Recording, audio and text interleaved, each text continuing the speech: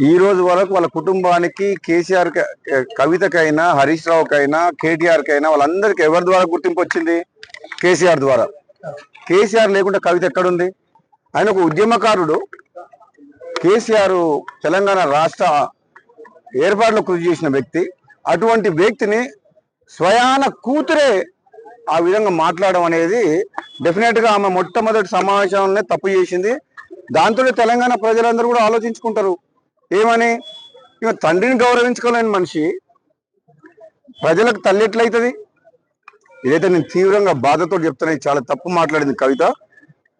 నీకు మీ అన్నతోడు కోపం ఉండొచ్చు, నీకు అధికారం కావాలనే ఆశ ఉండొచ్చు, అంతేగాని దానికోసం నువ్వు ఫైట్ చేస్తే తప్పులేదు. కానీ నువ్వు మీ సొంత కన్న తండ్రినే ఆ మాట అనడం, నీవేదో చేస్తా తెలంగాణలో అని అంటే నువ్వు ఎవరు నమ్ముతారు? నేను ఆమె పార్టీ సంగతి వదిలిపెట్టు.